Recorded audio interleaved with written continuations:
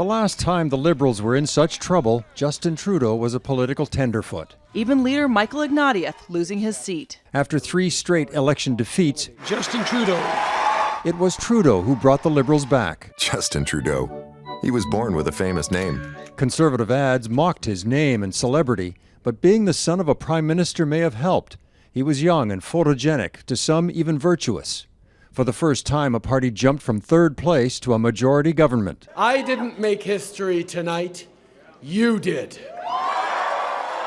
Riding sunny ways, Trudeau established gender equality in his cabinet. For the first time, 50% women. Because it's 2015. Trudeau embraced long overdue reconciliation with Canada's Indigenous communities and put forward progressive policies, from welcoming Syrian refugees to legalizing cannabis to tackling climate change. A time when many left-leaning premiers were on side, Canada signed the Paris Climate Agreement. The Canadians are looking to step up and do their part on the fight against climate change.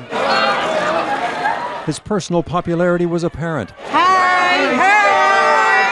Even overseas at APEC, it was mayhem. But controversies came soon enough.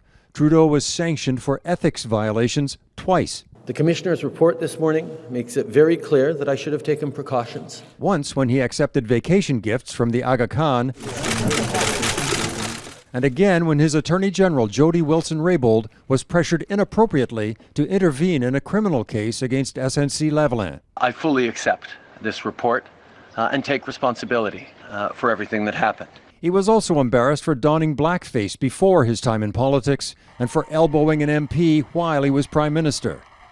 And there were missteps on the world stage, ridiculed for elaborate clothing in India. Then, sharp differences with the Modi government over alleged Sikh extremism. When a Sikh activist was later killed in Canada, evidence pointed, said Trudeau, to involvement by the government of India. Relations have been rocky ever since.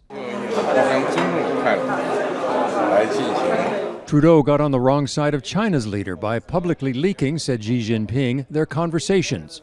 More seriously, Canada's arrest of a Chinese tech executive, the counter-arrests of 2 Canadians, and then alleged interference in Canadian elections plunged Canada-China relations into a deep freeze.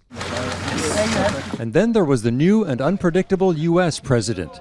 Things seemed to go well until Donald Trump believed Trudeau had disparaged him after a G7 meeting and said Canada would pay for that. He learned that's going to cost a lot of money for the people of Canada. Still, Trudeau found success negotiating with Trump, signing a new Canada-US-Mexico trade agreement and completing a deal with the EU and joining the Trans-Pacific Partnership. I think his first years were very productive. He managed through the renegotiation of NAFTA to get quite a good agreement that came out of that.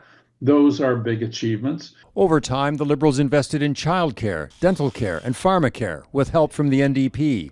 Trudeau was credited for a whole-of-government response to COVID-19. That's why our government is also allocating $2 billion to purchase protective personal equipment. But all that spending created massive government debt, an inflation crisis, and with aggressive immigration, a housing crisis, leaving the Liberals in trouble once more. And this time, Justin Trudeau was not the solution, but the problem. Some never liked him. Others became disillusioned when he walked away from promised electoral reform, and environmentalists upset over the Trans Mountain pipeline purchase. Eventually, many Liberals, even top Liberals, abandoned him. You serve in government for 8, 9, 10 years, and people start to get tired of you. Justin Trudeau won 3 elections and remarkably navigated minority governments for more than 5 years. He departs as the 7th longest serving Prime Minister in Canadian history. Eric Sorensen, Global News, Toronto.